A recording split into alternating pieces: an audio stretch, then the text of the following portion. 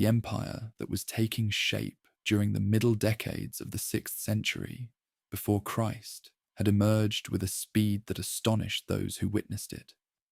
Cyrus, whom later generations would call the Great, had united the Persian and Median peoples under his rule, then turned his attention outward to conquests that absorbed kingdom after kingdom, into a dominion whose extent surpassed anything previous conquerors had achieved.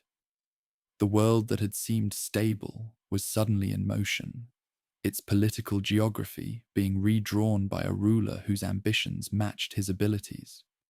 Into this world of rapid transformation, around the year 550 BC, a child was born whose destiny would prove as remarkable as that of the empire itself.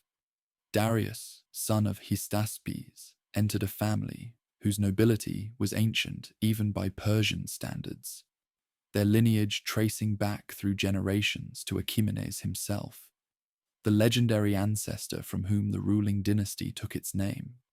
Yet this was a collateral branch of the royal house, distinguished, respected, positioned near power, but not directly in line to wield it. The infant who received the name Darius, meaning perhaps he who holds firm the good, seemed destined for honor rather than sovereignty. Hystaspes, the father who welcomed this son, served the growing empire in capacities that reflected his family's standing. He would become satrap of Parthia and Hyrcania, the northeastern provinces where Persian authority met the steps from which nomadic peoples periodically descended. The responsibilities of governing these frontier territories shaped a household where duty to the empire was not abstract principle, but daily practice. The child Darius grew up observing what administration meant, how authority was exercised, what obligations nobility imposed upon those who bore its privileges. The education that Persian aristocrats provided their sons emphasized virtues, whose practical importance the empire's continued existence required. Riding came first, the ability to control a horse, to move across distances that foot soldiers could never match, to fight from horseback if circumstances demanded. The Persian nobility were cavalrymen before they were anything else, their mastery of horses distinguishing them from the peoples they had conquered and would continue to conquer. Young Darius learned to ride almost as soon as he could walk, his body adapting to the animal's rhythms until horse and rider moved as one. Archery accompanied horsemanship in the curriculum that shaped aristocratic youth. The Persian bow, powerful enough to pierce armor at considerable distances, required years of practice to master. The strength to draw, the eye to aim, the patience to wait for the proper moment. These qualities developed through countless hours of training that began in childhood and continued throughout life. Darius acquired skills that would serve him on battlefields he could not yet imagine, his arrows finding targets with the precision that endless repetition had instilled. Truth-telling formed the moral core of Persian education, its importance emphasized until honesty became not merely a virtue, but a defining characteristic of what it meant to be Persian. The Zoroastrian teachings that shaped the religious landscape of the Iranian plateau drew sharp distinctions between truth and falsehood, between the light that Ahura Mazda represented and the darkness that opposed it. To speak truth was to align oneself with cosmic forces of good. To lie was to serve the destruction that threatened the ordered world. Darius absorbed these principles during years when character was being formed, their influence persisting throughout a life whose inscriptions would repeatedly invoke truth as the foundation of legitimate rule. The physical and moral training that shaped young Darius proceeded against a backdrop of imperial expansion, whose scope continued growing throughout his childhood and youth. Cyrus had already absorbed the Median kingdom, whose power had previously dominated the Iranian peoples. incorporating their administrative traditions into an empire that would prove remarkably adept at learning from those it conquered. The Lydian kingdom of Croesus fell in 546 BC, its legendary wealth flowing into Persian treasuries, while its strategic position gave Cyrus access to the Greek cities along the Aegean coast. Babylon, the ancient metropolis, whose walls had seemed impregnable and whose cultural prestige exceeded that of any other city in the ancient Near East, opened its gates to Cyrus in 539 BC. The Persian conqueror entered not as a destroyer, but as a liberator, or so his propaganda proclaimed, freeing the city's god Marduk from the neglect that the previous ruler had supposedly imposed. The cylinder inscription that Cyrus deposited in Babylon's foundations announced policies of tolerance and restoration that would characterize Persian rule at its best, the empire preferring to govern through accommodation rather than compulsion wherever possible. The young Darius would have heard stories of these conquests, their narratives shaping his understanding of what Persian power meant and how it might be exercised. The empire that Cyrus was building extended far beyond anything previous rulers had achieved. Its territories, encompassing peoples who spoke dozens of languages and worshipped gods whose names and attributes differed as widely as the landscapes they inhabited. Governing such diversity would require approaches that no one had yet fully developed, administrative innovations that Darius himself would eventually pioneer. Cyrus fell in battle against the Massagetae in 530 BC, his death occurring in the northeastern steppes, where nomadic warriors refused to submit to the order his empire represented. The passing of the founder created a transition whose smoothness testified to the institutions he had established. His son, Cambyses II, assumed the throne without the civil conflict that succession had produced in so many other kingdoms. The empire continued expanding under new leadership, its momentum carrying Persian armies toward targets that Cyrus had identified but not reached. Cambyses turned his attention toward Egypt, the ancient kingdom whose wealth and antiquity made it a prize worthy of the empire's ambitions. The campaign that began in 525 BC would add the Nile Valley and its dependencies to Persian dominion, creating an empire that now stretched from the Mediterranean to the Hindu Kush, from the Black Sea to the cataracts of Nubia. The young Darius, now a man in his 20s, participated in this expedition in a capacity that signified his family's standing. He served as the king's spear-bearer, a position of trust that placed him near the center of power. Egypt impressed its conquerors with monuments whose scale exceeded anything Persia had produced, their temples and pyramids testifying to a civilization that had flourished for millennia before the Persians had emerged from their highland homeland.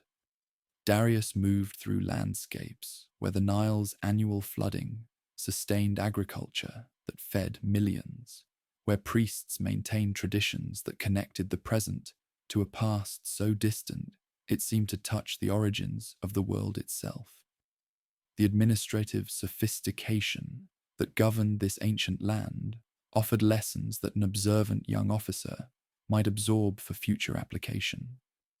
The diversity of the empire through which Darius traveled during his years of service under Cambyses demonstrated both the achievements of Persian conquest and the challenges that governing such territories would pose.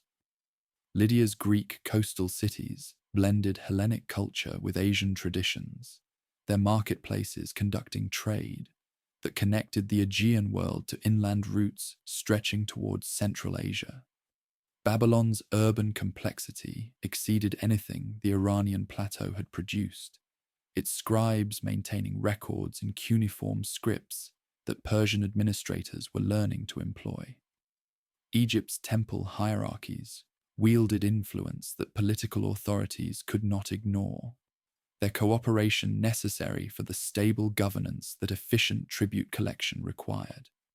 The royal road that connected the empire's western reaches to its heartland, provided Darius with direct experience of the distances that Persian rule encompassed.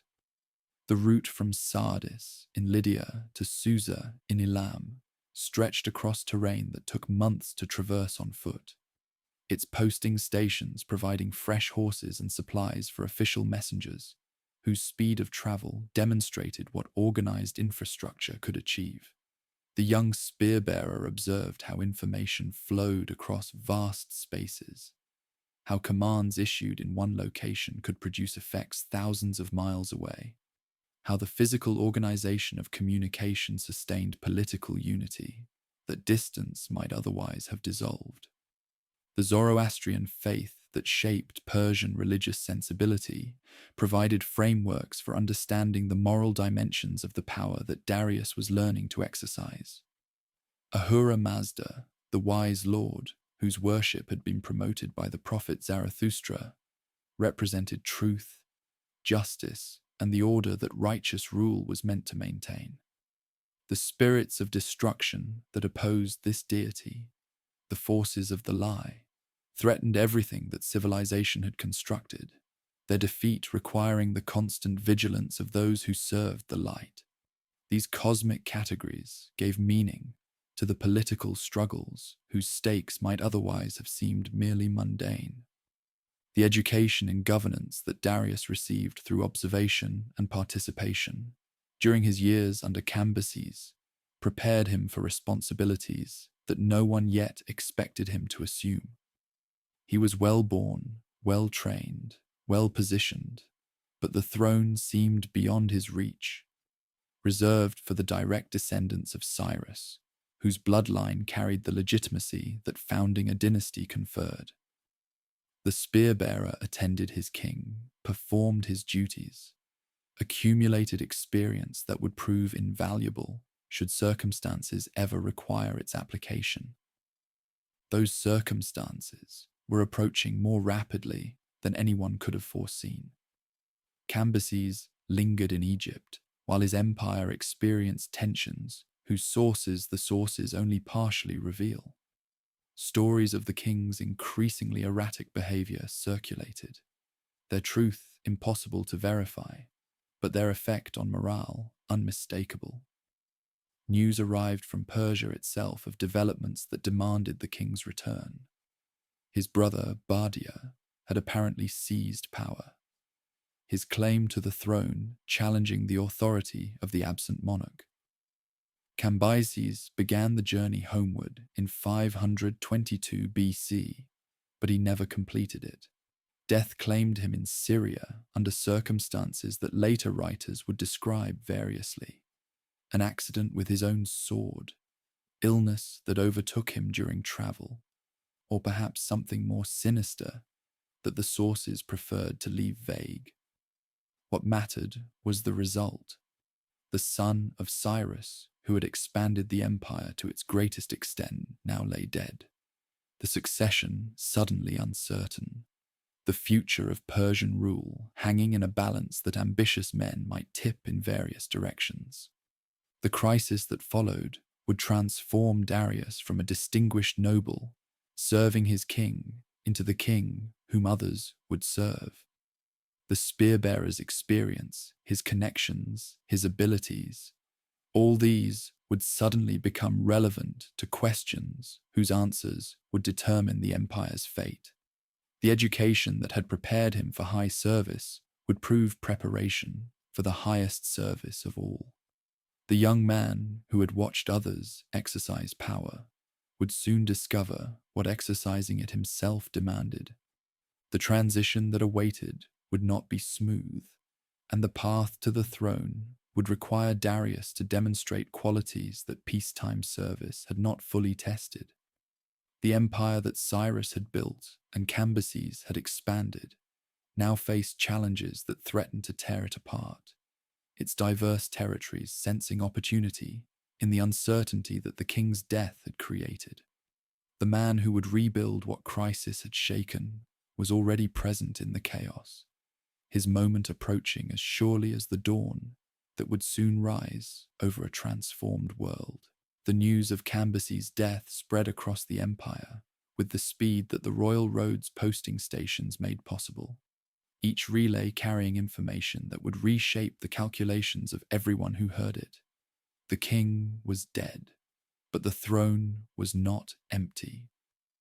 The man who called himself Bardia, brother of the fallen monarch, had already claimed sovereignty and was consolidating power from the heartland of Persia. The empire that had seemed so stable now confronted questions about legitimacy and succession that its brief history had not prepared it to answer. The figure who sat upon the throne presented a puzzle that contemporaries found difficult to resolve. Bardia, the actual brother of Cambyses, had reportedly been killed years earlier on the orders of the king himself. The fratricide supposedly carried out in secret to eliminate a potential rival. Yet here was someone claiming that identity, exercising royal authority, issuing decrees that the administrative apparatus of the empire was obliged to transmit and enforce. Was this the genuine prince who had somehow survived his brother's murderous intentions? Or was he an impostor whose resemblance to the royal family had enabled an audacious deception? The version of events that Darius himself would later inscribe on the cliffs at Behistun identified the claimant as a magus named Gaumata, a member of the priestly caste who had exploited his physical similarity to the murdered prince to seize power that no legitimate claim supported. According to this account, Gaumata had been part of the conspiracy that killed the real Bardia, his knowledge of that secret crime providing the foundation for an imposture that deceived the empire for months.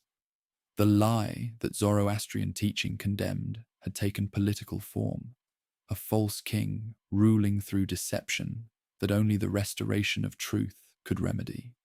Whether Darius's account accurately described what happened or served as propaganda, justifying what would otherwise appear as usurpation, remains a question that scholars continue to debate. The man on the throne, whether genuine Bardia or false Gaumata, had implemented policies that benefited many of the empire's subjects, remitting taxes and military obligations in ways that won popular support. His overthrow would require justification that mere ambition could not provide, and the narrative of the Magian impostor served that purpose admirably. Truth and falsehood, the cosmic principles that Persian religion emphasized, became categories for understanding a political struggle whose participants had more mundane motivations. The months during which this uncertain king ruled saw Darius moving through networks of Persian nobility whose members shared his concerns about what was happening at the empire's center. The great families whose ancestors had fought alongside Cyrus recognized that their own positions depended on a stable succession that honored the relationships their service had established. If an impostor could seize the throne through deception, what security did any of them possess? The order that had elevated their houses could be swept away by chaos that respected neither lineage nor loyalty. Conversations in guarded settings, private chambers, secluded gardens, gatherings where trust had been established through years of shared experience, produced a conspiracy whose members would later be celebrated as saviors of the empire.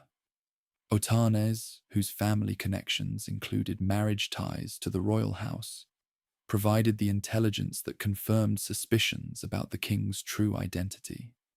Gobryas, whose daughter would eventually marry Darius, brought the resources and reputation that his long service had accumulated. Interfernes, Hydarnes, Megabyzes, and Aspathines completed a group of 7 whose coordination would prove as important as their individual contributions. The Greek historian Herodotus, writing a century later from sources whose reliability varies, preserved an account of debates among the conspirators about what form of government should replace the monarchy they intended to overthrow. Otanes supposedly advocated for something approaching democracy, arguing that the rule of one man inevitably corrupted even those who began with good intentions. Megabyzus countered with praise for oligarchy, the rule of the best men whose collective wisdom would exceed what any individual could provide. Darius defended monarchy, contending that the finest ruler would always govern better than any group, whose deliberations produced delay and whose members pursued private interests alongside public duties. Whether this constitutional debate actually occurred or represented Herodotus's projection of Greek political categories onto Persian events, the outcome was clear.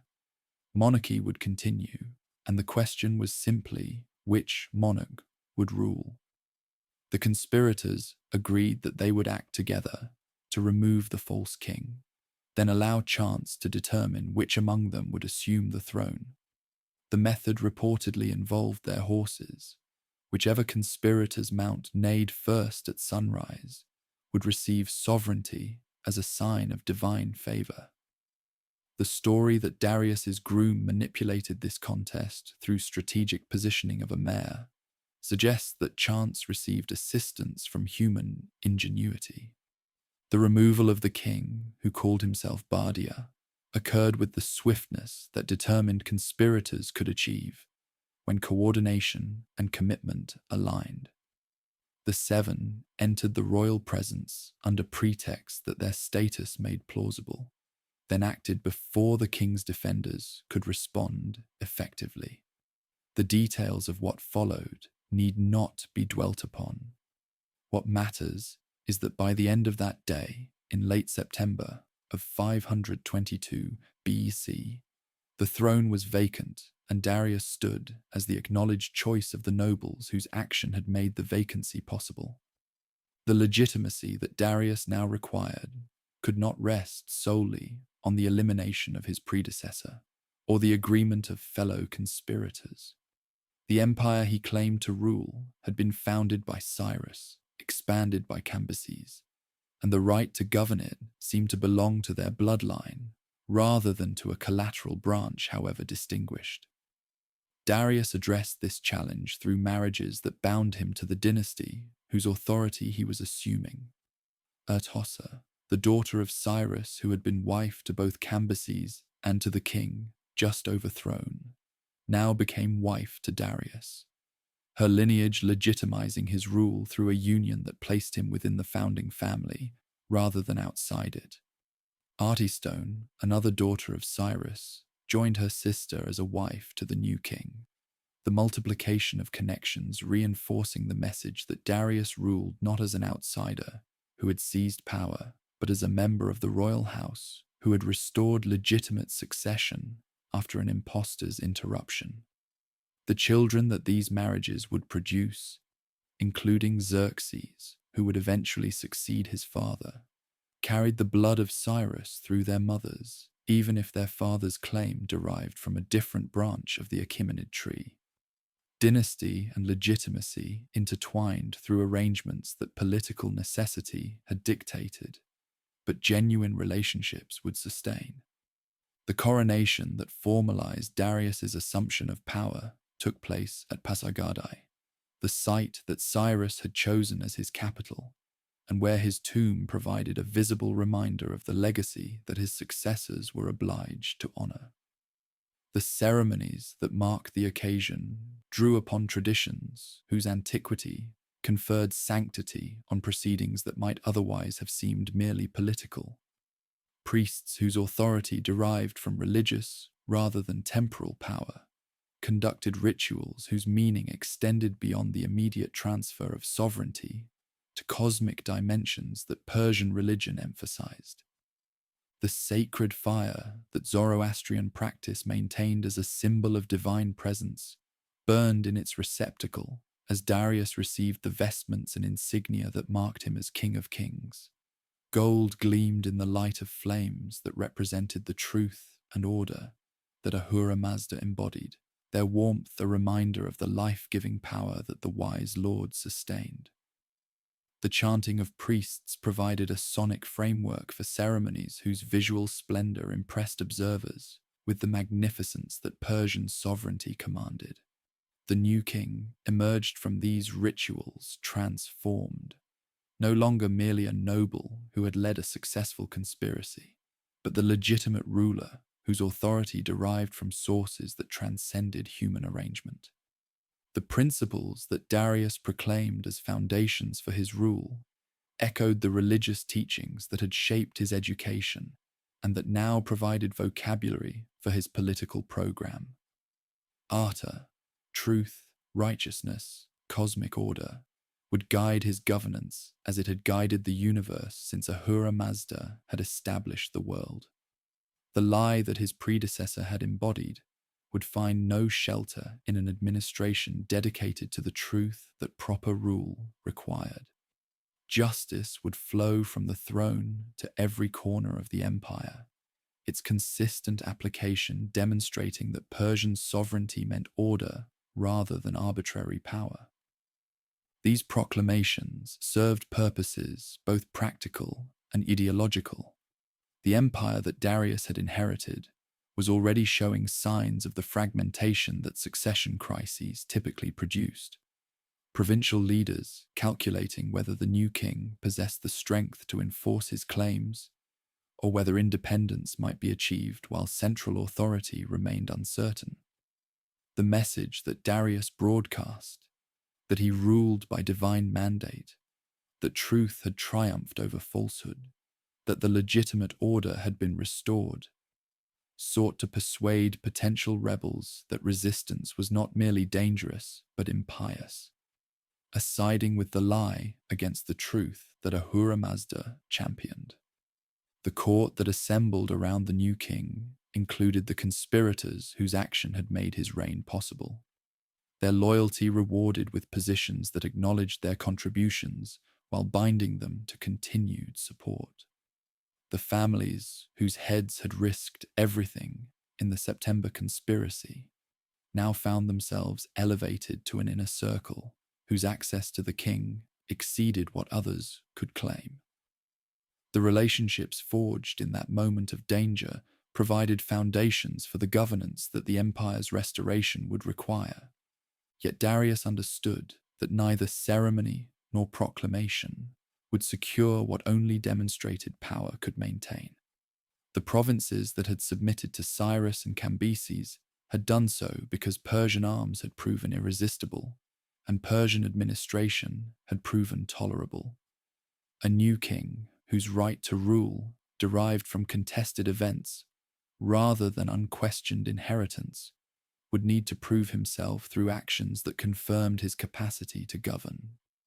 The challenges were already emerging from every direction, and the work of restoration had only begun. The empire stretched before Darius like a problem whose solution would occupy his reign and define his legacy.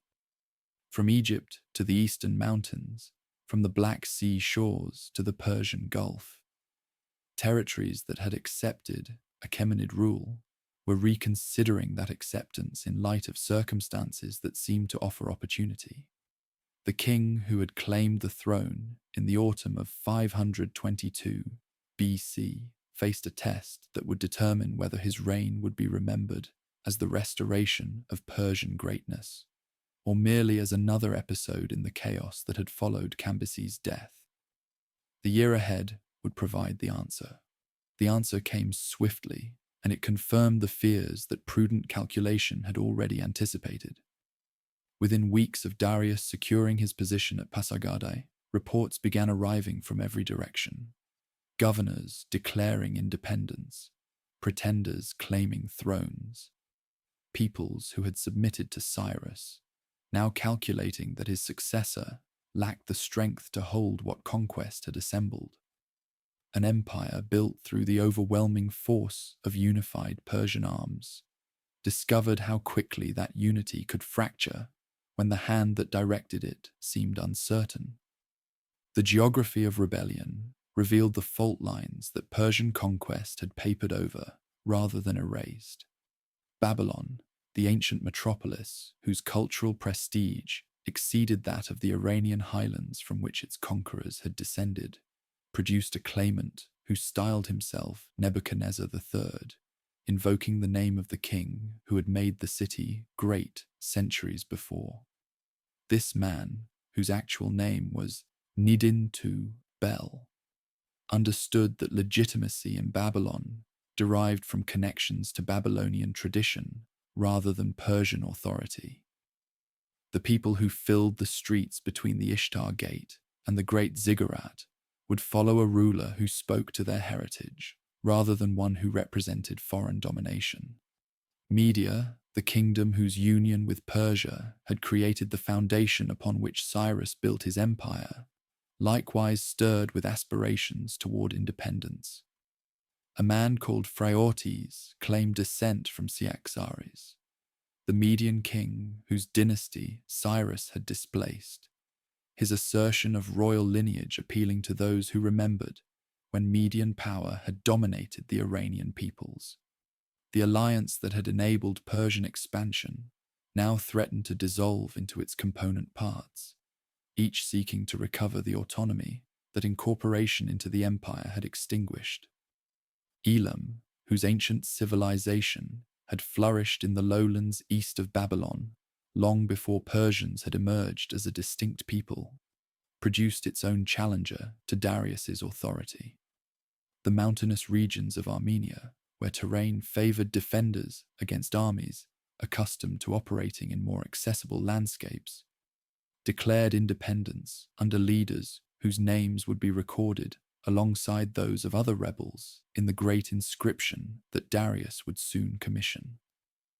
Parthia, the northeastern province that Darius's own father, Hystaspes, had governed, required attention that the king's personal connection to the region made particularly urgent.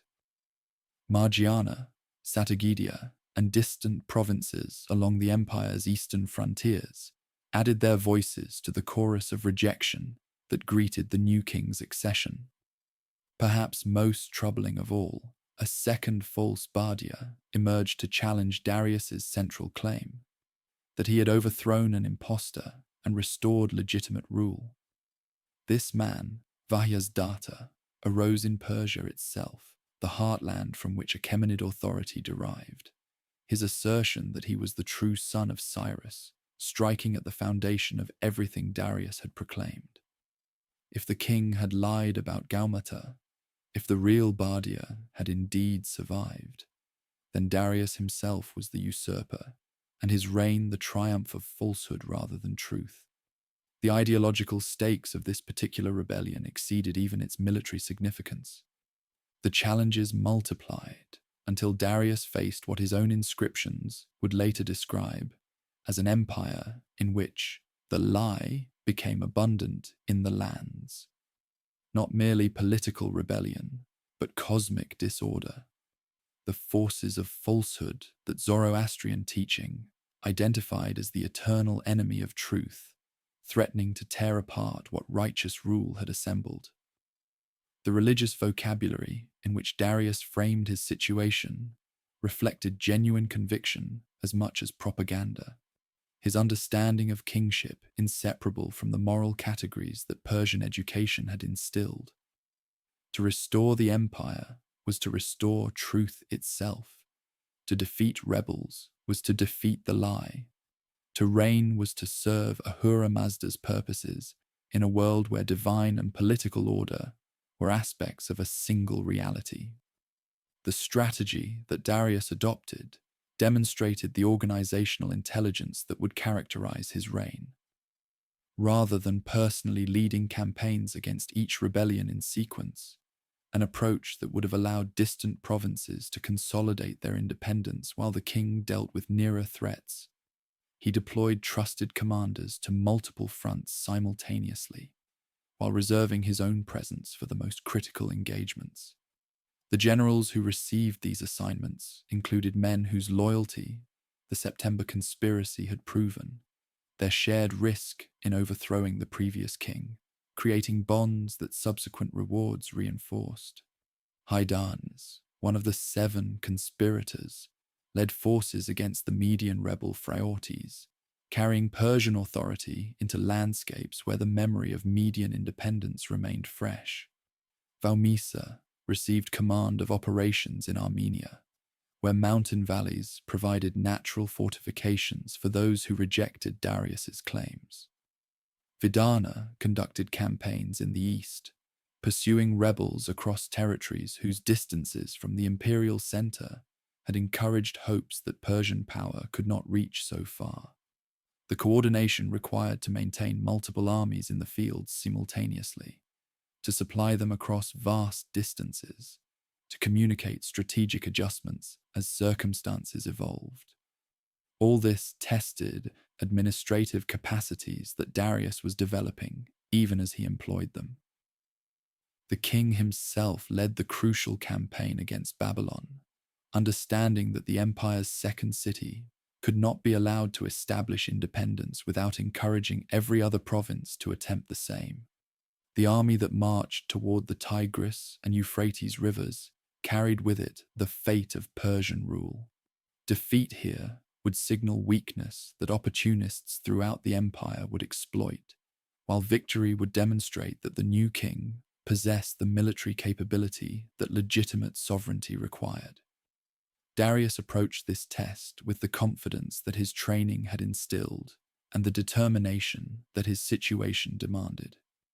The encounter with Nidin-Tubel's forces along the Tigris produced the result that Persian arms had achieved so often since Cyrus first led his warriors against the Medes.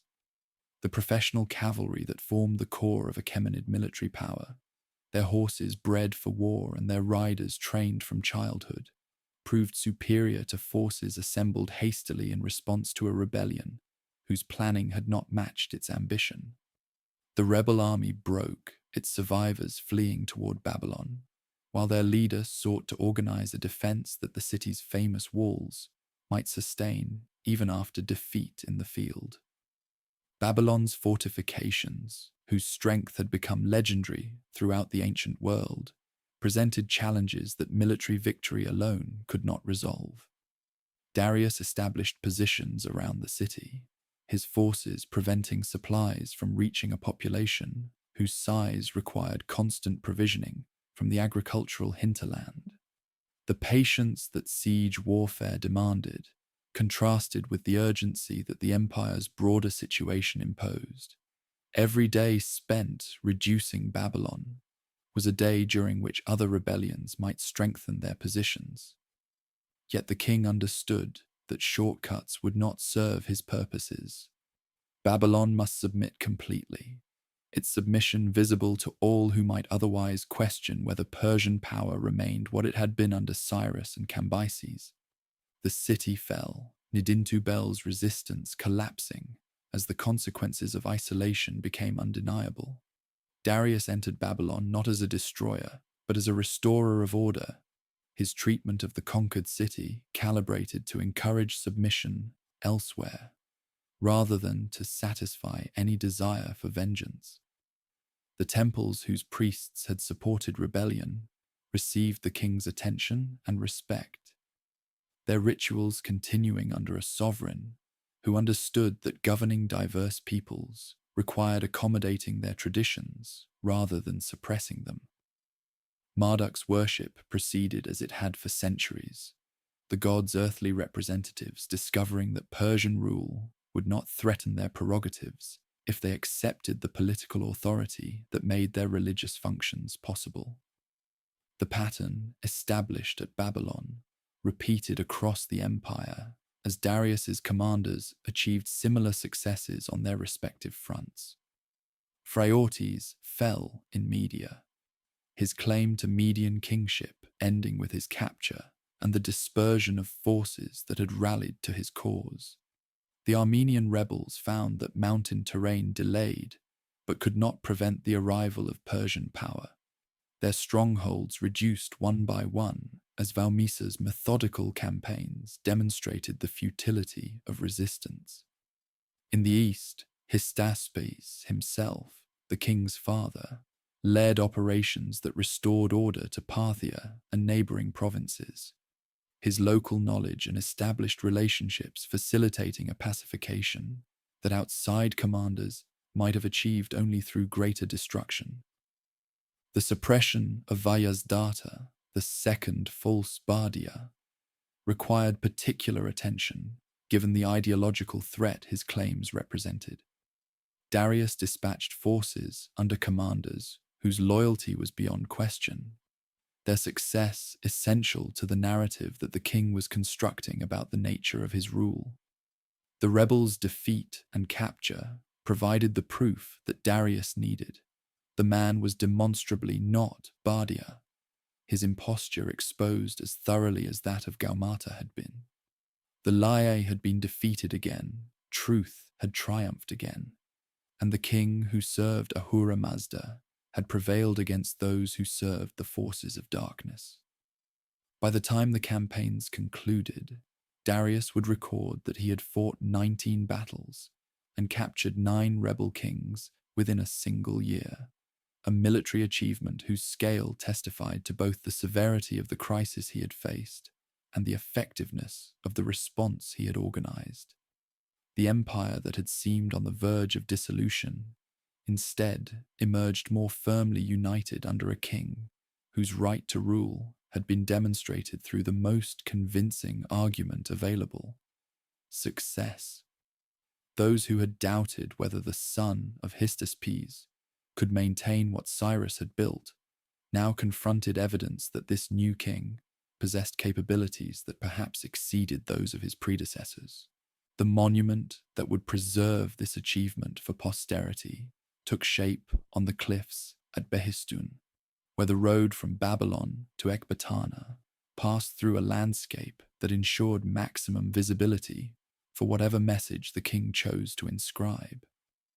The location had been sacred long before Darius chose it, the rock face bearing traces of earlier monuments that linked the site to powers both earthly and divine.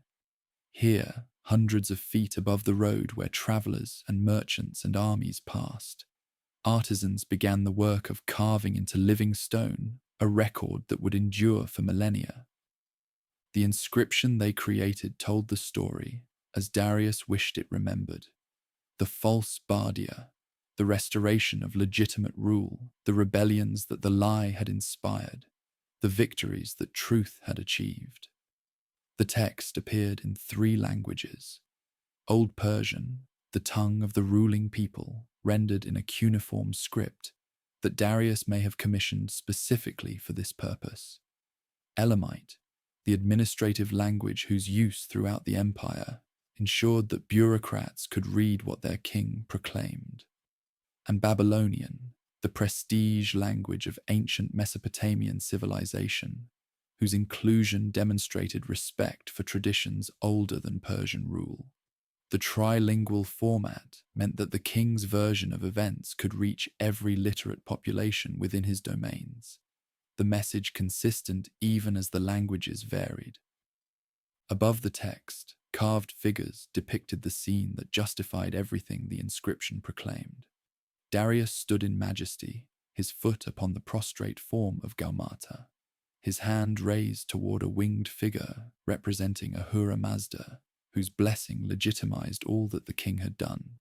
Before him, bound and awaiting judgment, stood the rebel kings, whose defeat the text narrated, their images identifying them for viewers who might not read the accompanying words, their humiliation visible to all who passed below, regardless of their literacy. The composition announced in visual terms what the inscription declared in verbal ones. Order had been restored, truth had triumphed, and the king who had achieved this stood in special relationship to the divine power that sustained the universe. The Behistun inscription served purposes beyond mere commemoration. Copies of the text were dispatched throughout the empire, their distribution ensuring that the official account of recent events reached every province and every administrator whose loyalty the king required. The version of history that Darius had authorized became the version that Persian governance propagated. Alternative narratives suppressed not through explicit prohibition, but through the overwhelming presence of the royally sanctioned account. Future generations would know what Darius wanted them to know: Their understanding of the crisis of 522 BC, shaped by a survivor whose victory had earned him the privilege of defining what had occurred. The administrative reorganization that followed military victory demonstrated that Darius understood how empires were maintained as well as how they were won. The satrapies into which he divided his domains, 20 provinces, each governed by a satrap whose authority derived from royal appointment, created a structure whose rationality exceeded the ad hoc arrangements that previous rulers had employed. Each satrapy owed fixed tribute, whose amount the king determined based on assessments of productive capacity. The predictability of these obligations, replacing the uncertainty that arbitrary exactions had created. The satraps who governed these territories wielded substantial local authority, their distance from the imperial center requiring autonomy that more closely supervised officials could not exercise. Yet they remained accountable to a king whose representatives, the eyes and ears of the king, traveled throughout the realm, reporting on conditions that satrapal communications might misrepresent. The system balanced central control against local flexibility in ways that the empire's diversity required. Egyptians were governed, according to Egyptian traditions, by officials who understood Egyptian expectations. Babylonians experienced an administration that respected Babylonian precedents. The Greek cities of Ionia operated under arrangements that acknowledged their distinctive institutions. Unity did not require uniformity, and the peace that Darius had restored would be maintained through accommodation rather than homogenization. The wisdom of this approach would become apparent over generations, the Achaemenid Empire persisting for 2 centuries, in part because its rulers had learned what Darius had taught, that diversity, properly managed, strengthened rather than weakened the imperial structure. The transformation from crisis to stability had required less than 5 years, and the king who had achieved it now possessed both the security and the resources to pursue ambitions that survival had previously precluded. The empire no longer needed saving. It needed building, shaping, transforming from a collection of conquered territories into a unified civilization whose monuments would proclaim its greatness to future ages. Darius had proven himself as a warrior. The time had come to demonstrate what he could achieve as a builder. The site he chose lay in the heartland of Persia itself, a plain beneath the mountain called Kuh-e-Rahmat, where the valleys of Fars province opened onto terrain that combined accessibility with defensibility. Here, beginning around 518 BC, workers began preparing the ground for what would become the most ambitious construction project the ancient world had yet attempted.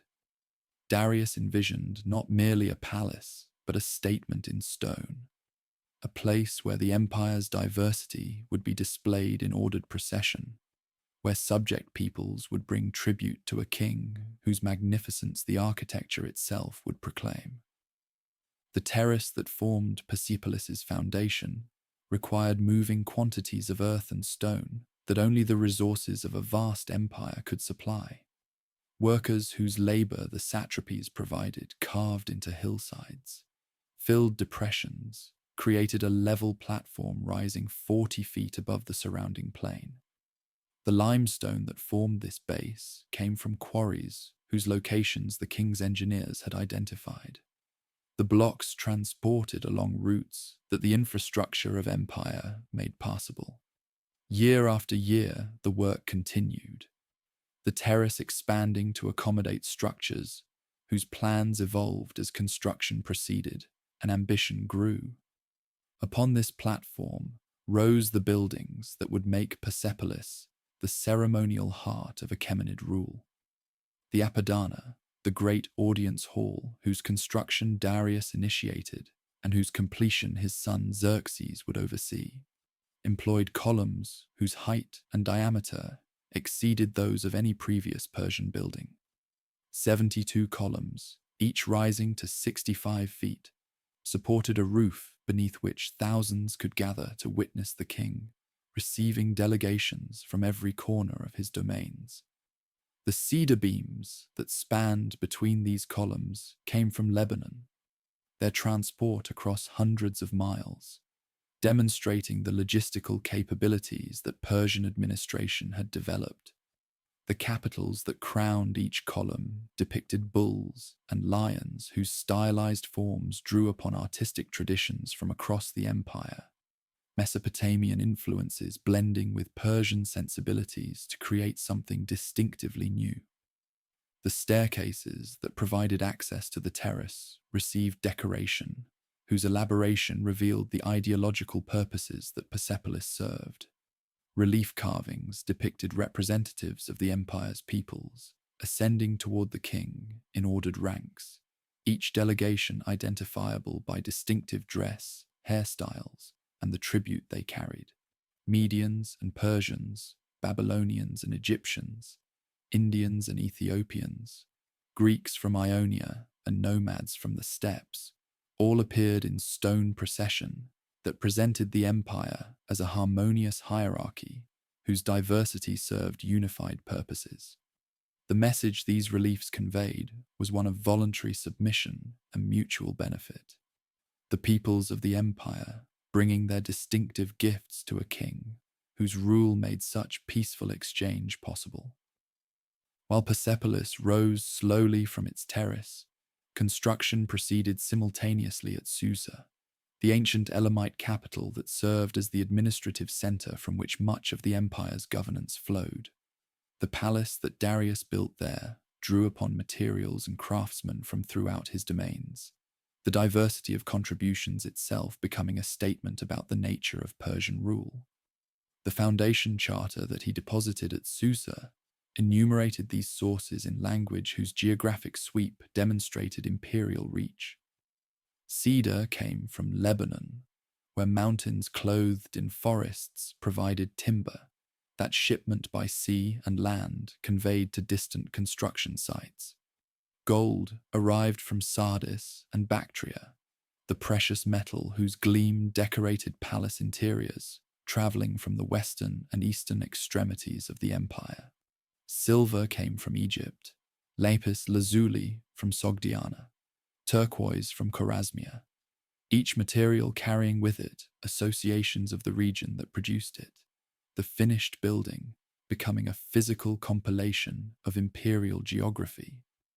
The craftsmen who worked these materials likewise represented the empire's diversity. Stonecutters from Ionia, whose skills with marble Greek tradition had refined. Goldsmiths from Media, whose metalwork continued traditions predating Persian dominance. Brickmakers whose techniques Egyptian practice had perfected over millennia. The inscription that accompanied this enumeration made explicit the theological framework within which Darius understood his building activities. Ahura Mazda had granted him the kingdom. Ahura Mazda had provided the lands whose resources made construction possible. Ahura Mazda's favor sustained the work that glorified both God and king. The palaces rising at Susa and Persepolis were not merely expressions of royal vanity, but acts of piety, their magnificence reflecting the greatness of the deity whose support made Persian dominion possible.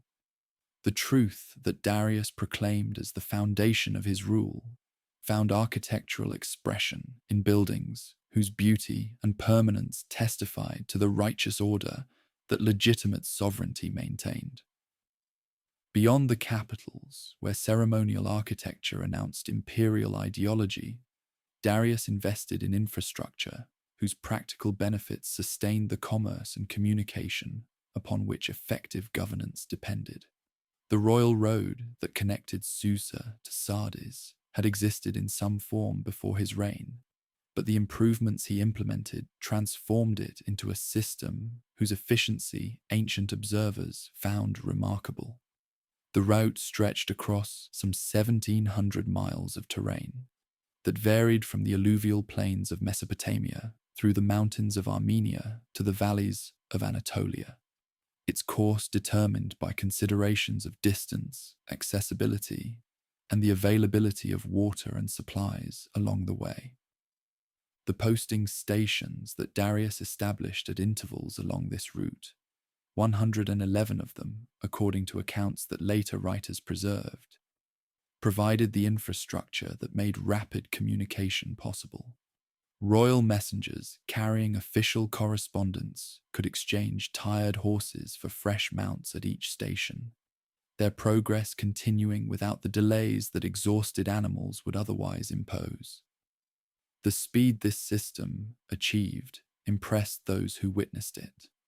Messages that ordinary travelers would require 3 months to carry could reach their destinations in 9 days when the posting system operated at full efficiency. The Greek historian Herodotus, writing of this achievement, would observe that neither snow, nor rain, nor heat, nor darkness prevented these couriers from completing their appointed rounds, a testament to organization that subsequent ages would remember long after the empire itself had fallen. The roads that carried royal messengers also carried merchants whose commerce connected the empire's diverse regions, their goods moving across distances that fragmented political authority would have rendered impassable. Darius understood that trade enriched not only those who conducted it, but the state whose peace made it possible, and his administrative reforms created conditions under which commerce could flourish. The standardization of weights and measures reduced the uncertainties that had previously complicated transactions between regions using different systems. The reliability of measurement encouraging exchange, whose benefits accumulated throughout the economy. The legal frameworks that the king established, the data or laws whose consistent application created predictable environments for commercial activity, provided assurance that agreements would be honored and disputes resolved according to principles that all parties could know in advance. The coinage that Darius introduced extended this standardization into the monetary sphere. The gold daric, bearing an image of the king as archer, provided a medium of exchange whose purity and weight the royal guarantee assured. Merchants who accepted these coins knew precisely what they were receiving. The elimination of uncertainty that debased or inconsistent currency created facilitating transactions whose complexity the empire's scale made possible. Silver as igloi served similar purposes for smaller transactions, the bimetallic system providing currency appropriate to exchanges ranging from international trade to local purchases. The coins that circulated throughout the empire carried the king's image into contexts that proclamations and monuments could never reach, their quotidian presence reminding users of the authority that underwrote the prosperity they enjoyed. The engineering ambitions that Darius pursued extended beyond roads and buildings to projects whose scale challenged the capabilities of ancient technology. In Egypt, where the Nile's annual flooding sustained agriculture that fed millions, a previous pharaoh had begun a canal connecting the Great River to the Red Sea, the waterway offering the possibility of maritime communication between the Mediterranean world and the commerce of Arabia and beyond. Darius ordered this canal completed, the work resuming under Persian direction and proceeding to a conclusion that opened new routes for trade and naval movement. The stele that the king erected along the canal's course commemorated this achievement in terms that emphasized both its practical benefits and its demonstration of Persian capability. The granite monuments bore inscriptions announcing that Darius, King of Kings, had ordered the waterway dug from the river called Nile that flows in Egypt to the sea that goes to Persia. Ships could now sail from Egypt to Persia by this route, their cargoes moving between regions that overland transport had previously connected only with difficulty. The strategic implications were considerable.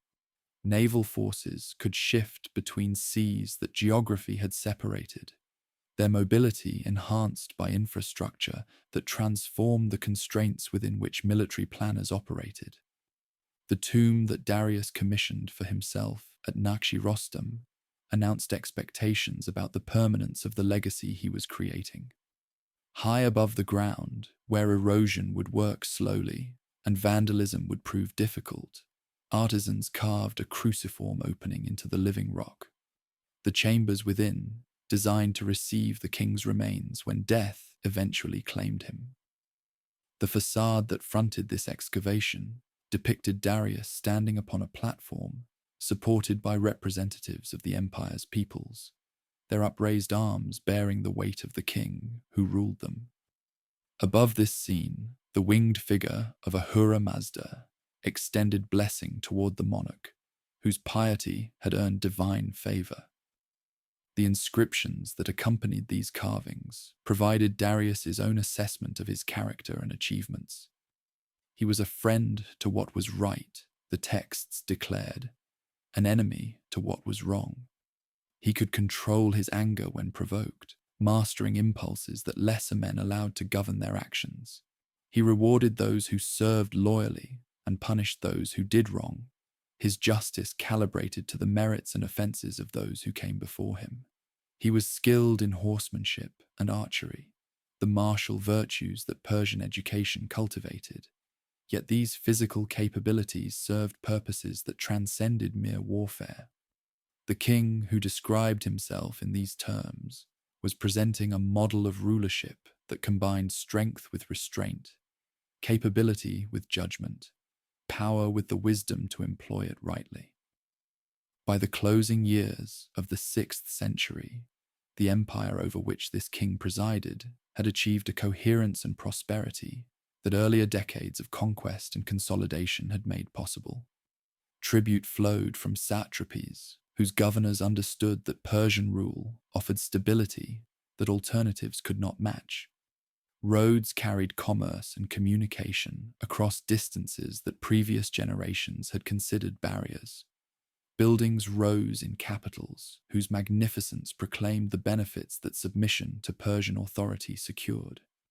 Yet even as Darius consolidated what he had built, his attention was turning outward again, toward frontiers that remained permeable, toward peoples not yet incorporated into the order he had created, toward the east, where India's wealth beckoned, and the north, where Scythian horsemen ranged across endless steppes. The east came first. Travelers' tales had long carried westward accounts of India's riches. Gold dust gathered from rivers, gems whose colors exceeded anything Mediterranean lands produced, spices whose fragrances transformed the cuisines of those wealthy enough to afford them. The Indus River and its tributaries watered plains where cities had flourished for millennia, their inhabitants producing wealth in forms that imagination embellished beyond what reality, however impressive, could actually provide. Darius, whose empire already encompassed more territory than any previous ruler had governed, determined to bring these lands within his dominion through methods that reflected his characteristic approach. Systematic investigation would precede military action. Knowledge gathering would inform strategic decision. The commission fell to Scylax of Carianda, a Greek mariner whose skills in navigation had earned royal attention. His orders were to explore the Indus from its upper reaches to the sea into which it emptied, then to continue westward along coasts that would eventually lead to Egypt and the familiar waters of the Persian Gulf. The voyage that Scylax undertook would require years to complete, its course carrying him through waters that no previous explorer from the western lands had systematically charted, his observations providing the intelligence upon which subsequent expansion would depend. The journey began in the mountainous regions where tributaries combined to form the great river, Scylax and his crew navigating currents whose strength varied with seasons governed by monsoon patterns, unfamiliar to those accustomed to Mediterranean climates. The landscapes through which the Indus flowed revealed themselves gradually as the expedition descended toward the sea. valleys where agriculture produced crops that Persian administrators would eventually assess for tribute, cities whose markets offered goods that trade might carry to customers throughout the empire, peoples whose customs and beliefs differed from those of the Iranian highlands, yet who might, like so many others, find accommodation within the flexible structures of Achaemenid rule. The river widened as it approached the ocean, its delta spreading across terrain where water and land intermingled in patterns that shifted with floods and tides.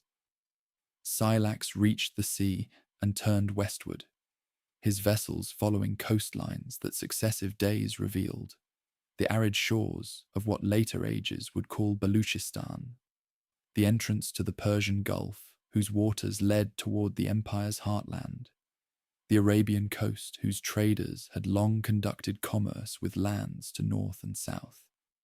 Month after month, the voyage continued, the expedition gathering information about ports and peoples, currents and coastlines, resources and routes that administrative planning would eventually employ.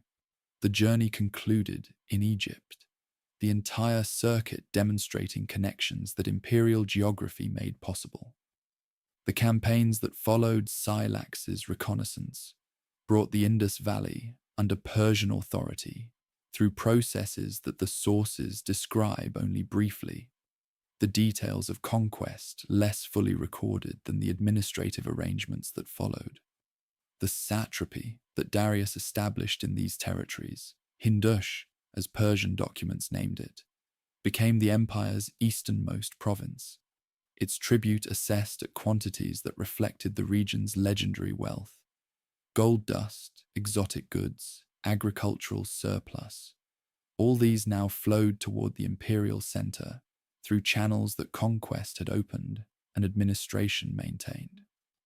The empire had reached geographical limits that nature itself seemed to have established, the mountains beyond the Indus presenting barriers that even Persian ambition recognized as defining the practical extent of expansion in that direction.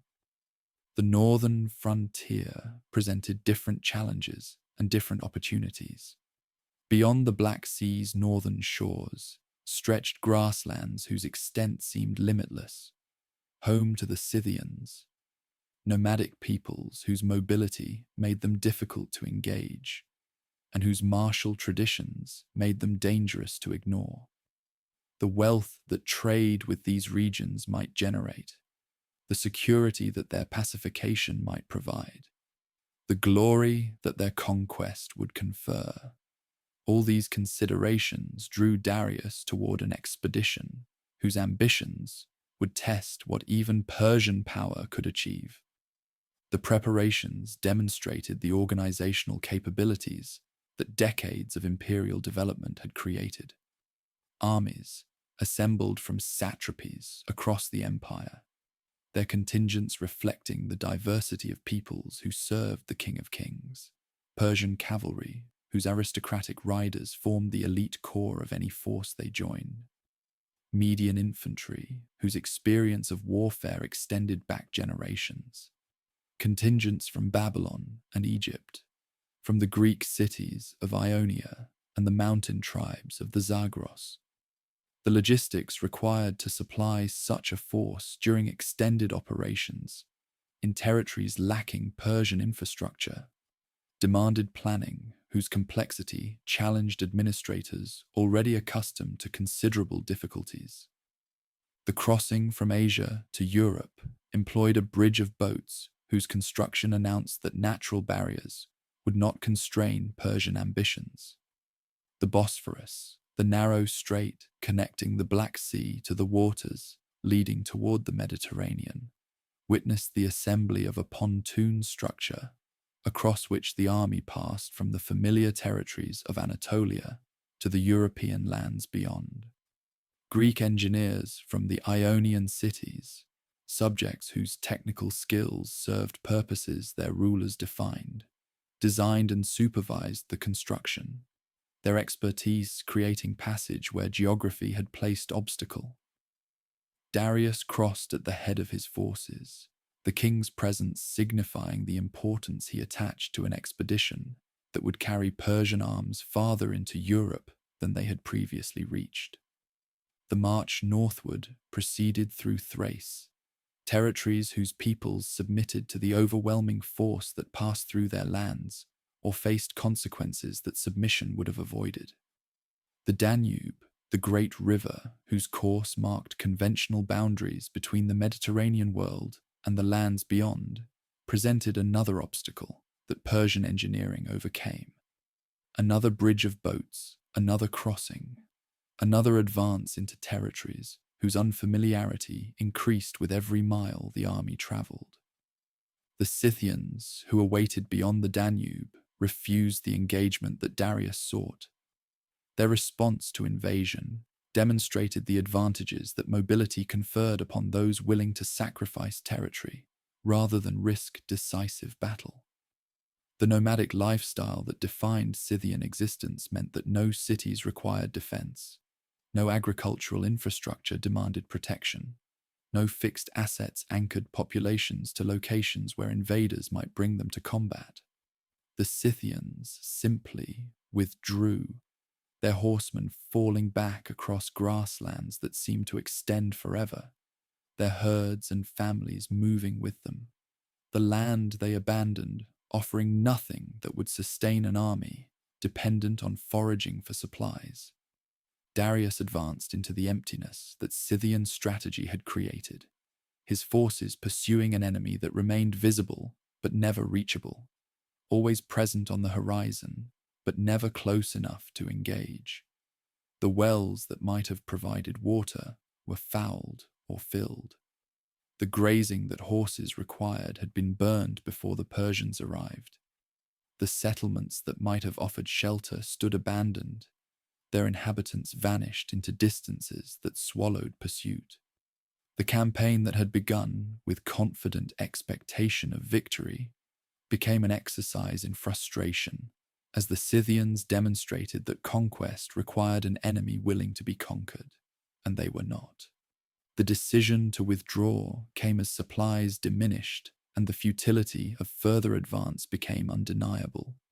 Darius led his army back toward the Danube, the retreat conducted in good order, but representing nonetheless an acknowledgement that Scythian lands would not be added to Persian domains.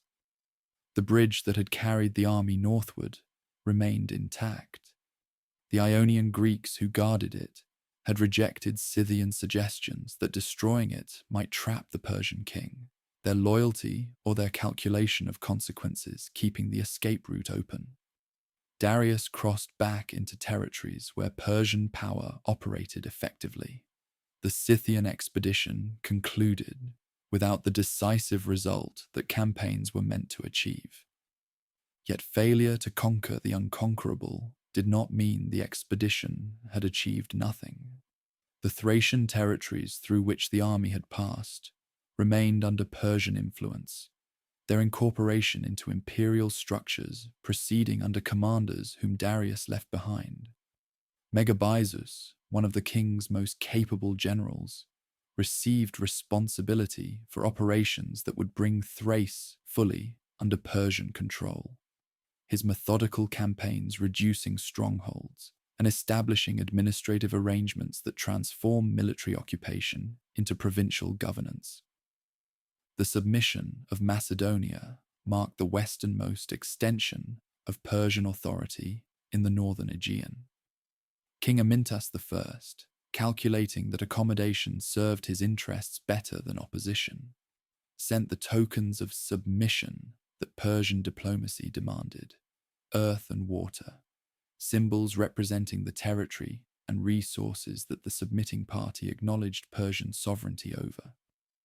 The Macedonian royal house thus entered into relations with the Achaemenid court that would continue for decades, their kingdom becoming a client state whose obligations included support for Persian operations in regions that geography made accessible from their territories. The Greek cities of the Aegean coast and islands offshore observed these developments with attention, whose intensity reflected their understanding of what Persian expansion might mean for their own futures. The Ionian cities had already experienced incorporation into the empire, their submission to Cyrus decades earlier, having initiated a relationship whose terms Darius's administrative reforms had regularized. These Greek communities paid tribute, provided military contingents when required, and conducted their internal affairs under arrangements that Persian authority supervised without micromanaging. The tyrants who governed most of these cities held power through Persian support, their dependence on imperial favor ensuring loyalty that democratic institutions might not have provided as reliably. The relationship between Persia and the Ionian Greeks embodied the complexity that governing diverse peoples inevitably produced. The Greeks brought capabilities that the empire valued: naval expertise, commercial connections, technical skills that the bridge building at the Bosphorus and Danube had demonstrated. Yet they maintained traditions of autonomy, whose persistence created tensions that administrative flexibility could manage but not eliminate. The cultural connections linking Ionians to the Greeks of the mainland complicated loyalties that imperial subjects were expected to render unambiguously. The pull of Hellenic identity competing with the obligations of Persian subjecthood. These tensions remained manageable, while Persian power seemed overwhelming and resistance therefore futile. The empire's military capabilities had been demonstrated repeatedly. Its administrative systems provided order that benefited those who accepted their place within the imperial hierarchy. The alternatives to submission offered uncertainty at best and destruction at worst. For 2 decades, the Ionian cities had operated within these constraints, their populations adapting to circumstances that individual preference could not alter. But circumstances change, and the calculations that had counseled acquiescence might shift if conditions altered the variables upon which those calculations depended.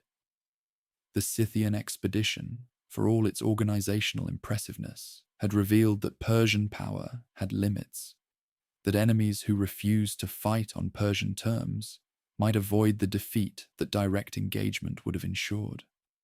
The tyrants through whom Persia governed the Ionian cities were not universally beloved. Their authority derived from foreign support rather than domestic legitimacy, and resentments accumulated beneath surfaces that stability kept smooth. The Greeks of the mainland, particularly Athens and Sparta, maintained independence that demonstrated Persian dominion was not inevitable, their example suggesting possibilities that subjects might find attractive, the sparks that would ignite what history remembers as the Ionian Revolt were being struck in conversations that Persian surveillance did not detect, in calculations that imperial confidence did not anticipate. The empire that seemed so stable, whose westward expansion had proceeded with such methodical success, was approaching a challenge that would arise not from the ambitions of rival kings, but from the aspirations of subjects who had begun to imagine that the order Persia maintained might be replaced by something they preferred. The man who transformed simmering discontent into open rebellion was Aristagoras, the tyrant of Miletus, who had risen to power through the mechanisms of Persian patronage only to discover that the system he served could not deliver what he needed. A failed military venture, an attempt to conquer the island of Naxos that had ended in expensive disaster, left Aristagoras facing consequences that his position within the imperial hierarchy made inescapable. The tribute he could not pay, the explanations he could not provide, the punishment he could not avoid, these pressures drove him toward a gamble whose stakes included not merely his own survival, but the stability of Persian rule throughout the Aegean. In 499 BCE, Aristagoras renounced his tyranny and proclaimed the restoration of democratic governance in Miletus. The transformation of his political identity, designed to align him with forces that might support resistance to Persian authority. The other tyrants who governed Ionian cities under Persian supervision faced choices that Aristagoras' action had forced upon them. Some joined the revolt, others remained loyal. Still others found themselves overthrown by populations whose resentments the moment had unleashed. The network of Persian-supported governance that had maintained order throughout the region began unraveling as city after city declared its rejection of Achaemenid authority. Aristagoras understood that the Ionian cities alone could not withstand the response that Persia would eventually mount, and he traveled to the Greek mainland, seeking allies whose resources might balance the scales that Persian power otherwise dominated. Sparta, the preeminent military force among the mainland Greeks, declined involvement after calculating the distances that intervention would require. The king, who heard Aristagoras' appeal, reportedly ended the audience upon learning that the Persian capital lay 3 months' march from the sea. Athens, however, proved more receptive. The democracy that had recently emerged in that city harbored grievances against Persia. The former tyrant Hippias, whom the Athenians had expelled, had taken refuge at the Persian court, and the possibility that Persian power might restore him created anxieties that Aristagoras could exploit. The Athenians voted to send 20 ships to support the Ionian cause, a commitment that Herodotus would later describe as the beginning of troubles for both Greeks and Persians. The Eretrians, whose city on the island of Euboea maintained connections with Miletus that commercial and cultural ties had created, contributed 5 vessels of their own. This small fleet sailed eastward in 498 BC, its crews joining forces with the Ionian rebels for an operation whose ambition exceeded what prudent calculation might have recommended. The target was Sardis, the capital of the satrapy that governed the western regions of the empire, the city from which Persian authority radiated throughout Anatolia. The combined Greek force marched inland from the coast, their advance meeting less resistance than the audacity of the enterprise might have led them to expect. Sardis fell to the attackers, its lower city occupied by troops whose presence represented the most direct challenge to Persian authority that the empire had faced since Darius had suppressed the rebellions of his first year. But the occupation proved brief and its consequences unintended. Fire broke out in the city, spreading through structures whose materials fed flames that the attackers could not control. The temple of Cybele, the goddess whose worship the Lydians had practiced for centuries, burned along with much of the surrounding urban fabric. The destruction of Sardis transformed what might have remained a regional rebellion into a conflict whose significance Darius could not ignore. The burning of a satrapal capital, the destruction of a temple, the humiliation of Persian authority in territories that had seemed securely held.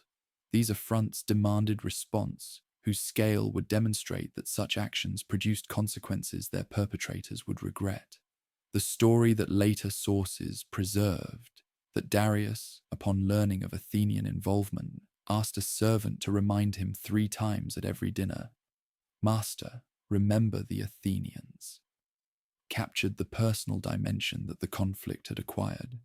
The king's honor now engaged alongside the empire's strategic interests. The Persian response to the revolt proceeded with the methodical determination that characterized Darius's approach to challenges throughout his reign. Armies assembled, commanders received their orders.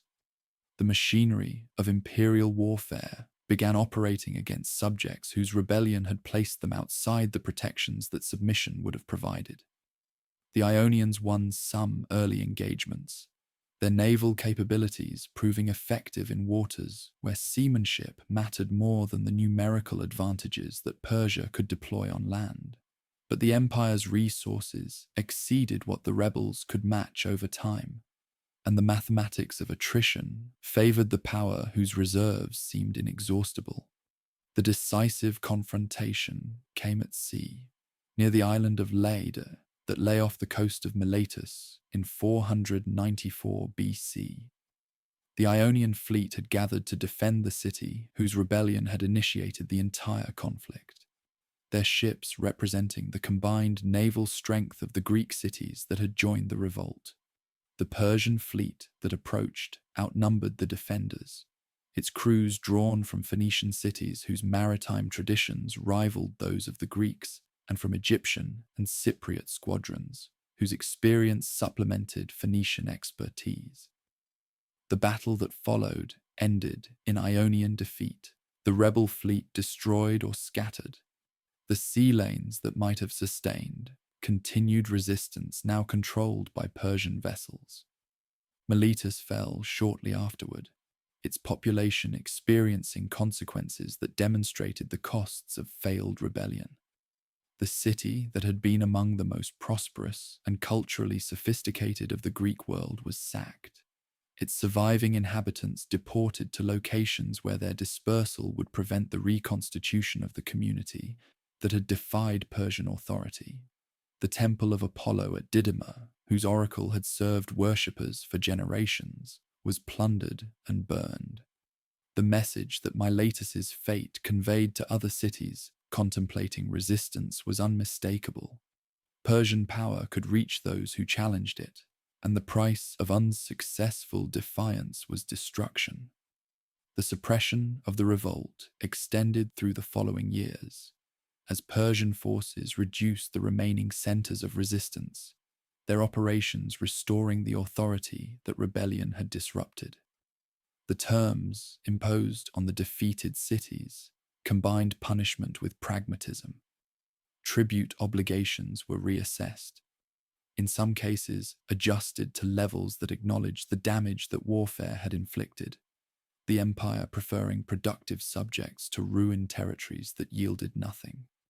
The tyrants whose rule had been interrupted by the revolt's democratic moment found their positions restored where this served Persian purposes, though in some cities, the imperial administration accepted arrangements that allowed broader participation in governance than the previous tyrannies had permitted. But the matter could not end with the restoration of order in Ionia. Athens and Eretria had involved themselves in the rebellion, their ships and soldiers participating in the burning of Sardis, their intervention demonstrating that the Greek mainland harbored forces willing to challenge Persian authority in territories the empire claimed. Darius determined that these cities must experience consequences that would discourage future interference, their punishment serving both justice and strategy. Justice because they had aided rebels against their sovereign, strategy because unpunished aggression invited repetition. The first expedition departed in 492 BC under the command of Mardonius, the king's son-in-law, whose assignment encompassed both punitive and expansionist objectives. The fleet that accompanied his land forces would demonstrate Persian naval power in waters the Greeks considered their own, while the army would strengthen Persian control over Thrace and Macedonia before proceeding against the cities that had earned the king's particular attention. The campaign achieved some of its preliminary goals. Thrace was brought more firmly under Persian administration. Macedonia's submission was reconfirmed, but disaster struck before the expedition could reach its ultimate targets. A storm off the promontory of Mount Athos caught the fleet in waters whose dangers the sailors had underestimated. The winds driving ships onto rocks and the waves claiming vessels whose crews could not escape the tempest. The losses were severe enough to force abandonment of the campaign's further objectives, the expedition returning to Asia without having reached Athens or Eretria. Darius was not deterred. A second expedition would be prepared, its planning informed by the lessons that Mardonius's misfortune had provided. The sea route around the northern Aegean, with its exposure to storms that Mount Athos had demonstrated could prove catastrophic, would be avoided in favor of a more direct crossing through the central Aegean. The commanders selected for this attempt: Darius, a Median officer whose experience had proven his capabilities, and Artaphernus, the son of the satrap whose capital the rebels had burned, received instructions whose objectives were precise: punish Athens and Eretria for their interference, and return the former tyrant Hippias to power in the city from which the Athenians had expelled him. Before dispatching forces, Darius sent heralds throughout the Greek world, demanding tokens of submission: earth and water, the symbols that acknowledged Persian sovereignty. Many cities complied, calculating that resistance to the power that had crushed the Ionian revolt offered no advantages worth the risks it entailed. But Athens and Sparta refused, their rejections taking forms that eliminated any possibility of accommodation. The Athenians threw the Persian heralds into a pit reserved for condemned criminals.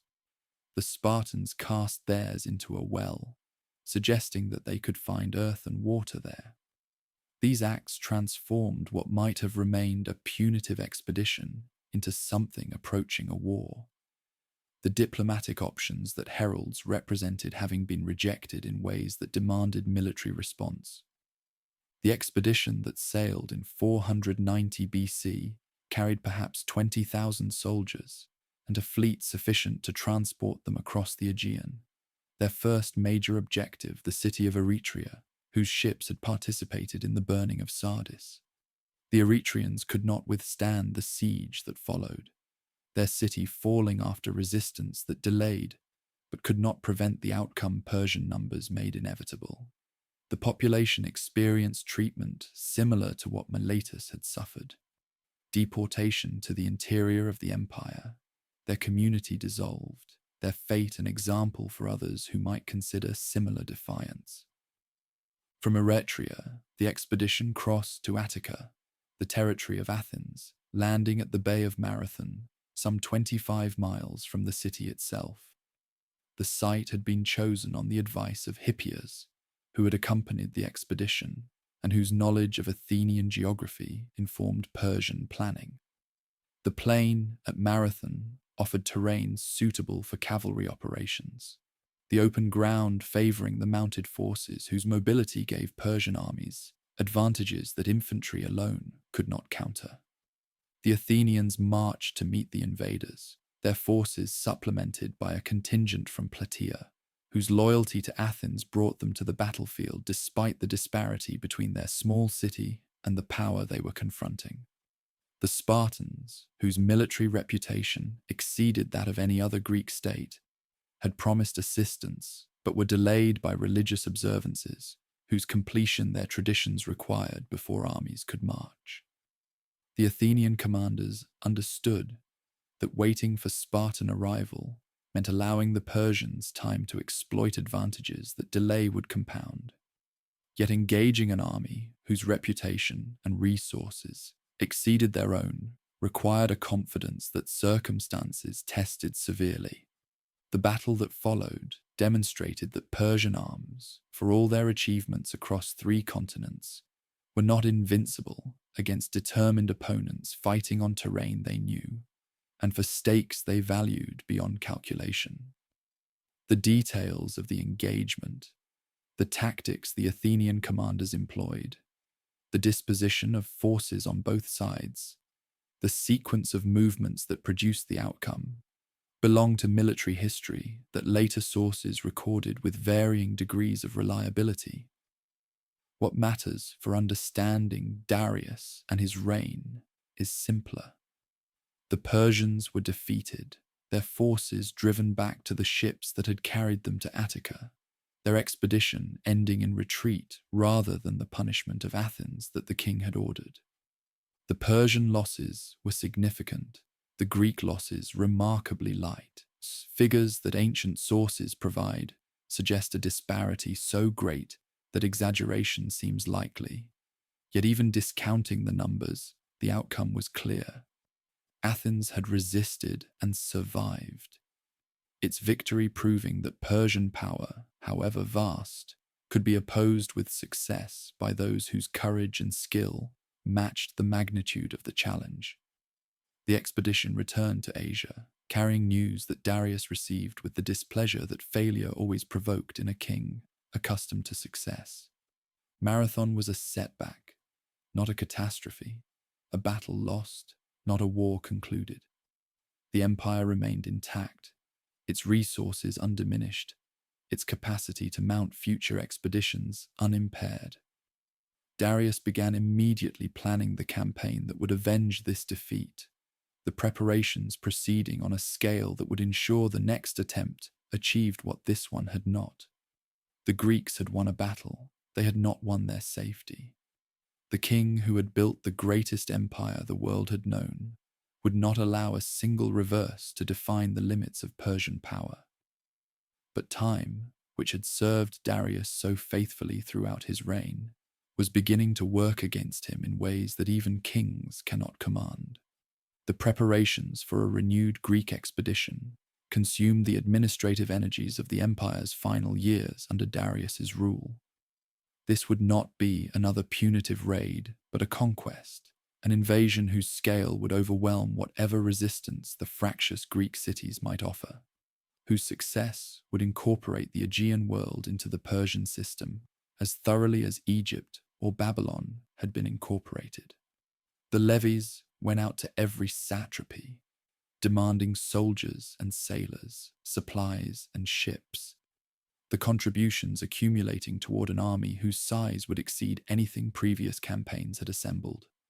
The king, who had once suppressed 19 rebellions in a single year, now directed the machinery of empire toward objectives whose achievement would crown a reign already remarkable for its accomplishments. Yet even as military preparations proceeded, Darius continued the administrative and construction projects that had characterized his rule from its earliest years.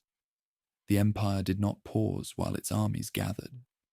The systems he had built continued functioning with the regularity that decades of refinement had achieved. Canals required maintenance, their channels cleared of the sediment that seasonal flooding deposited. Irrigation works extended cultivation into territories that rainfall alone could not have sustained. The engineering that Persian administration coordinated transforming landscapes whose productivity increased the revenues that tribute brought to royal treasuries. Temples throughout the empire received attention that demonstrated respect for the gods, whose diverse worshippers Persian tolerance accommodated. Repairs to sanctuaries that time had weathered, contributions to priesthoods whose rituals the king's patronage supported. The legal structures that Darius had established continued evolving through refinements that experience suggested and circumstances required.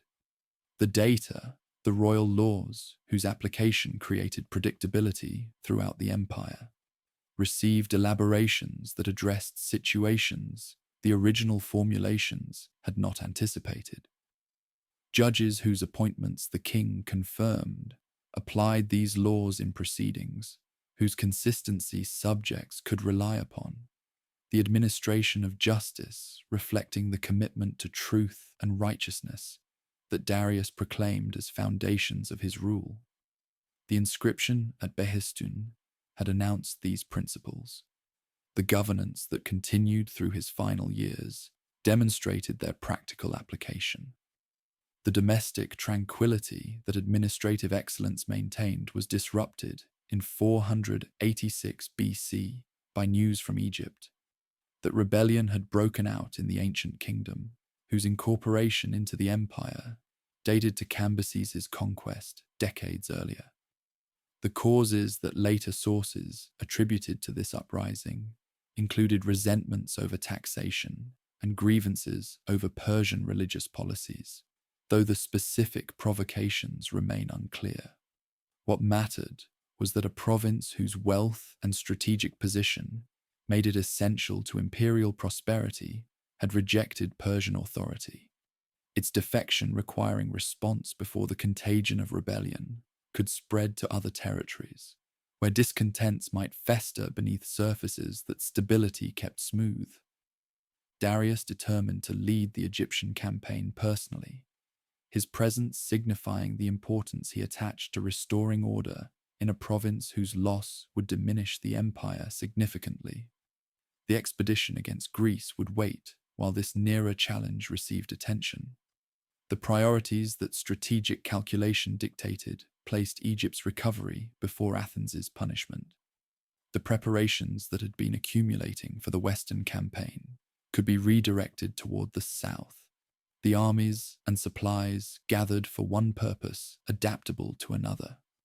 The king, who had spent 36 years building and maintaining the greatest empire the world had known, would march once more at the head of forces whose obedience his authority commanded.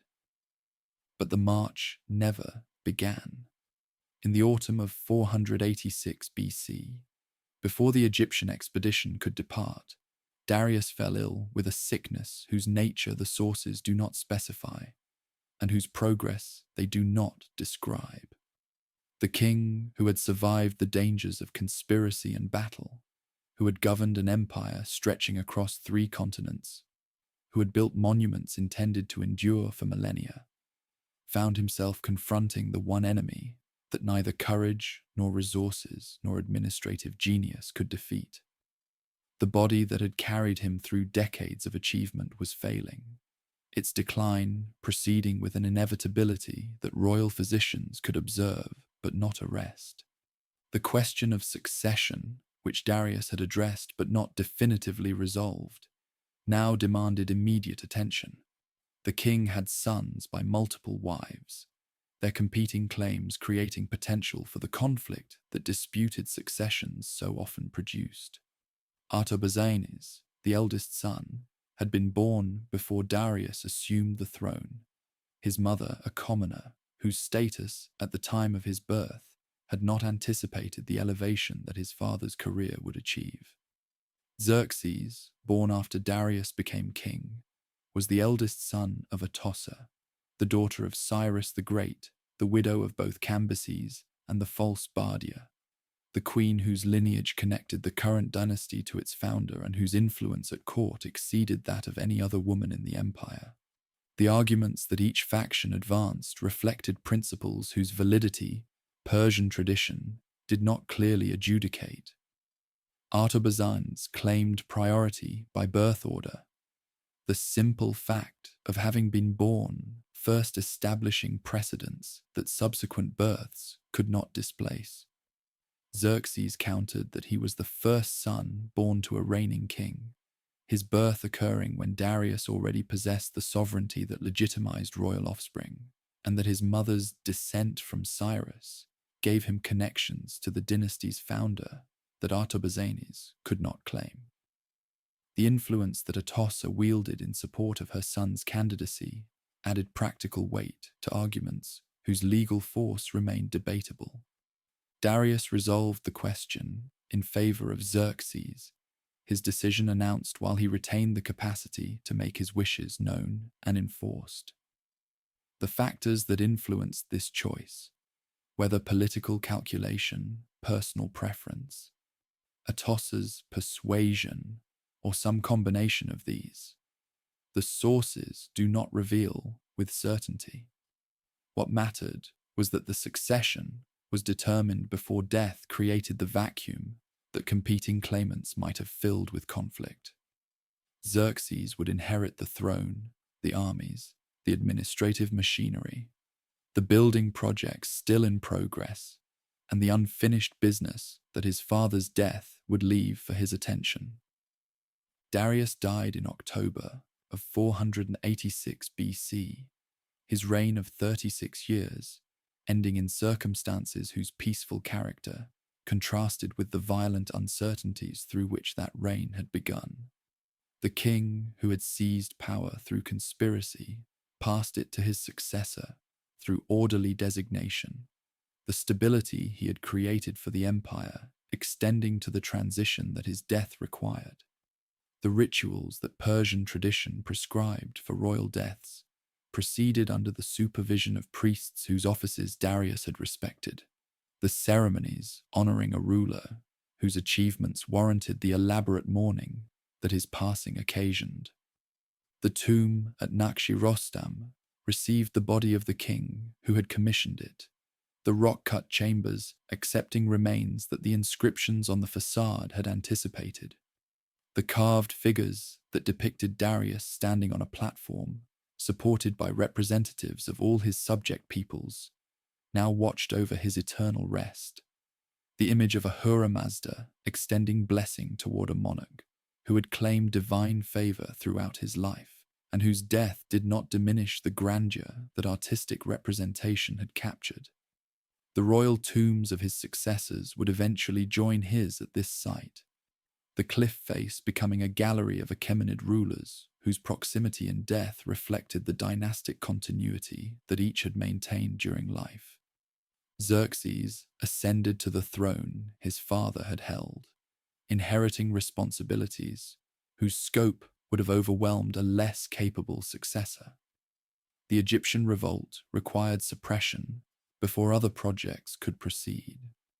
The Greek expedition that Darius had been planning demanded completion if Persian honor was to be satisfied. The new king proved equal to the immediate challenges. Egypt was reconquered, its rebellion crushed with severity that discouraged repetition, its administration restructured under arrangements that tightened Persian control.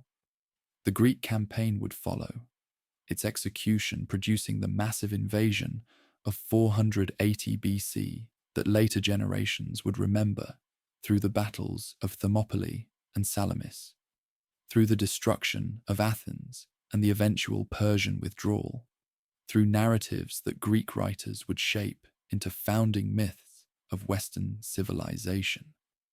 But these events belong to the reign of Xerxes rather than the life of Darius, and the story that has traced the great king's journey from noble youth to imperial architect finds its conclusion in the legacy that his death bequeathed rather than the developments that followed from it. That legacy was substantial enough to ensure that Darius's name would resonate through centuries, that would transform the world he had known beyond recognition. The empire he left behind was the largest political structure the ancient world had yet produced, its territories encompassing perhaps half the world's population, within boundaries that stretched from the Indus to the Aegean, from the steppes beyond the Black Sea to the cataracts of the Nile. The administrative systems he had developed provided models that subsequent empires would study and adapt. The satrapies and posting stations and standardized measures representing innovations whose practical value transcended the particular circumstances that had produced them. The roads he had improved carried commerce and communication across distances that his infrastructure had rendered manageable. The integration they facilitated creating economic connections whose benefits accumulated throughout the territories they linked. The buildings he had raised proclaimed his greatness in forms that outlasted the power they celebrated. Persepolis, whose construction he had initiated and which his successors would continue, stood as the ceremonial expression of Achaemenid ideology, its reliefs depicting the ordered diversity that Persian rule had assembled from peoples whose differences the empire accommodated without erasing. The palace at Susa, the tomb at Nakshi-Rostam, the inscriptions at Behistun, all these survived as testaments to a reign whose monuments were designed for permanence and achieved it. The Behistun inscription, in particular, would prove invaluable to later scholars whose decipherment of its trilingual text unlocked the cuneiform scripts that had recorded millennia of Mesopotamian civilization. Darius's propaganda becoming the key to recovering histories far older than his own. The principles he had proclaimed, truth over falsehood, order over chaos, justice over arbitrary power, represented ideals whose validity extended beyond the specific context of Achaemenid rule. The inscriptions in which he described himself as a friend to what was right and an enemy to what was wrong, as a king who controlled his anger and judged with fairness, articulated standards against which he invited assessment and which he believed his reign had met. Whether his actual governance matched these proclaimed ideals, whether the suppression of rebellions was as righteous as he claimed, whether the order he maintained benefited its subjects as much as its ruler, these questions admit of answers more complex than the inscriptions provided. But the articulation of such standards itself represented something significant, a recognition that power required justification, and that rulers bore responsibilities toward those whose obedience they commanded. The man who had risen from noble obscurity to supreme authority through a combination of opportunity, ability, and ruthlessness had proven capable not merely of seizing an empire, but of governing it with effectiveness that his 36 years of reign demonstrated. He had faced challenges that would have destroyed lesser rulers, the rebellions that greeted his accession, the administrative complexities that diversity imposed, the military reverses that even the most capable commanders occasionally suffered, and had surmounted them through responses whose adequacy events confirmed. He had built structures, both physical and institutional, that survived him, his constructions in stone and administration, outlasting the mortal frame that had directed their creation. The centuries that followed would see the empire he had consolidated endure for nearly 200 years after his death, its eventual conquest by Alexander, representing not the failure of what Darius had built, but the emergence of a challenger whose military genius exceeded what any defensive preparation could withstand. The Achaemenid system that Alexander overthrew had proven its durability through generations of rule. The Macedonian conqueror himself would adopt Persian administrative practices that Darius had pioneered, the institutions of the defeated empire providing frameworks for governing the territories that victory had transferred. In this sense, Darius's legacy outlived even the dynasty he had served, his innovations persisting in modified forms long after the last Achaemenid king had fallen. The quiet now that surrounds the ruins of Persepolis, where columns stand against skies that have witnessed millennia of change, carries echoes of the ambitions that raised those columns and the purposes they served. The reliefs that still depict delegations ascending toward a king whose throne time has toppled continue bearing witness to a vision of empire as ordered hierarchy, of diversity organized under authority whose legitimacy the stone itself was meant to proclaim. The tourists who wander these ruins, the scholars who study what remains, the readers who encounter Darius through accounts ancient and modern, all engage with a legacy whose persistence Darius himself anticipated when he chose to build in stone and carve his words where erosion would work slowly. He had held firm the good, as his name perhaps signified, maintaining through decades of rule the empire that circumstance had placed in his hands and ambition had driven him to seize. The royal road still stretches in imagination across landscapes whose political geography has transformed utterly since Persian messengers carried dispatches along its length. The Darics that bore his image as archer have become collectors' treasures rather than circulating currency. The tomb at Nakshi Rostam still holds whatever remains of the body that once commanded half the known world, and the name of Darius, carved in stone at Behistun and Persepolis and Susa, endures as he intended it should. A king remembered, an empire recalled, a life whose achievements time has not erased.